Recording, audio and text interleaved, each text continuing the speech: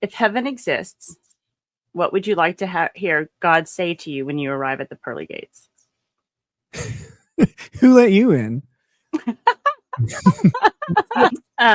So what's next on the horizon for Rekieta Law? Well, right now I'm picking up the pieces of the results of my bad decisions and just trying to get back into the groove of things. I find a lot of joy in streaming, and before I got arrested and everything went south, I wasn't finding any joy in streaming. It was a place where I was angry and I was frustrated, and I was also angry and frustrated at a lot of places in my own life, and I was trying to use streaming to get that out. This is a terrible idea. Don't do it. It was like a therapy that never worked. And so now I just want to find joy and get people who want to laugh along to come with me. And then, we'll cover some stuff that's interesting and talk about it and break it down, whether it's legal, political, whether it's news or content creation. Like, there's constantly learning about stuff. So have other people learn with you. And I just, I'm going to carry on with that. The other thing it's on my big list. It's just it's an endeavor, is getting the 5,000 local subscribers gifts out that I promised a long time ago. And then I did actually try to get them made multiple times, and then was always ghosted at the last step, which is frustrating. But now I'm going to just make them myself. But it takes a lot of time and money to do, because I was dumb and I promised something that wasn't lame. So I want to deliver something that isn't lame. I have my original plan, but I also have some alternate ideas. But yeah, so that's the main things I'm focusing on right now.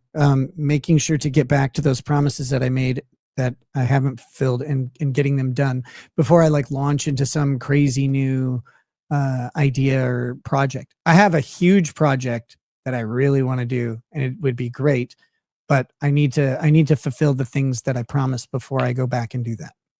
We also have Marianne Fields ask, what kind of law do you practice? Right now, I don't.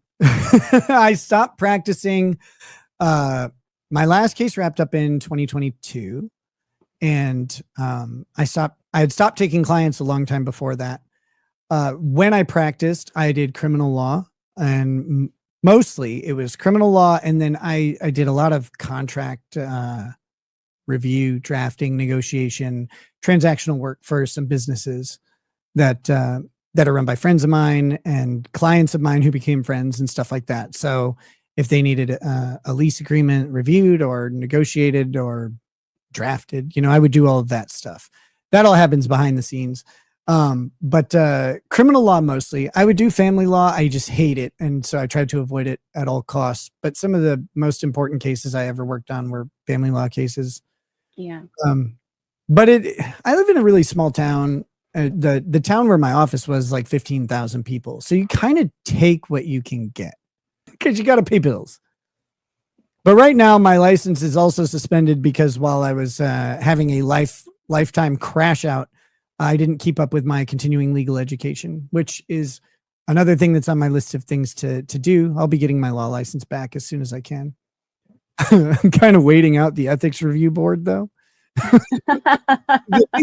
I think they want to drop a hammer on me, but they're like, I'm going to wait till he gets his license back and then hit him. pesky review boards. I can't wait. If I may, for just a moment, go for it. One of the things is I got a complaint right at within 2 months of being arrested, a complaint about my arrest. But it's from someone who's not my client, who would never be my client. Like, they're from out of state or whatever. And they're just like, did you see what this guy did? He sucks. And so they sent me most of the things. I just get a letter in the mail that says, we didn't investigate this and we're not going to, you're fine. But this one, they sent me an email and they're like, hey, do you want to talk about this? Cause it had all the drug charges and stuff like that. And I said, not while I have a pending criminal matter going. I'm not going to talk to you about it. Not at all. No. I don't have attorney-client privilege with these people. So I said, no, not at this time. I'm not going to talk about it. I'm my lawyer and I are handling the case. And so no. So then after my sentencing, they sent me another email. They're like, okay, now do you want to explain it? And I was like, okay, I was in possession of drugs and I pled guilty to that. And then the other charges against me were dropped. And at the time that I was both in possession of drugs and using drugs, I was not ever representing clients that, and no clients were impacted by this in any way. And I know some people are going to jump on me for that because I did have one case where I was helping out a friend, and we resolved that case. I was really sick. I was, and that's true. Like it wasn't, it wasn't like I was on drugs. I was really sick. I had a fever between 105 and 107 degrees. And so we did not attend the hearing that day. And then my client just took care of the thing and did not mind, what happened. Like there was no issue there. So that was I guess technically I had one client. It was a speeding ticket. But that being said, other than that, I didn't have any other clients. So none of my clients or potential clients would have been affected. I wasn't taking clients at the time or anything like that. So the rule that they cite is like, it's really based on if it impacts representation. And so they asked me to explain it. And I sent in my explanation of how like this didn't affect anything. Cause like I maintain my law license, but I don't practice. And so, I'm still waiting. It's been a couple months now and they just haven't responded. And I'm like, what are you scared to respond? Like what's going on here? So I was thinking they might be waiting for me to get my license reinstated because I think that'll be another problem for them with their whatever decision they have. But I'm just told that the matter is pending, nothing else. There's no like follow up or anything. I sent them my explanation. They said, thank you, for that. But if they were to try and apply like something to me, because they cited a couple disciplinary matters in their communication, and there are other lawyers who are using illegal drugs while representing clients. But that's the trick is like they were like one of the guys was on cocaine in court, like so, which is insane to me. But because can you imagine asking questions like you'd be all juiced up? Anyway, so one of the guys like on cocaine in court. The other guy stole a bunch of money to buy drugs. Like these are way different than my scenario. Like, what are you guys talking about?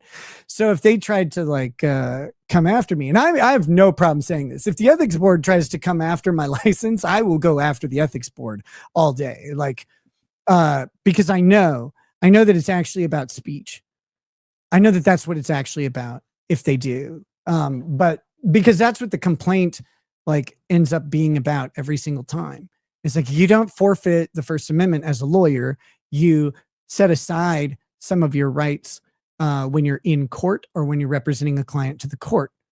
But if I'm not representing anybody to the court at all, like, and you come after me over what I say, I will fight you. Like I will bring out every stupid defense I can. I know there's probably several lawyers who would like to help me do that for a speech-based complaint. But yeah, the comparison cases that they had on lawyers getting disciplined were from lawyers who were negatively impacting their clients by representing them in court while high or stealing money from their clients to buy drugs. Right. And that's so far away from anything I did. I mean, while I was in that phase of my life, all like practicing law was so far out the window of my like, yeah, right. Thank goodness.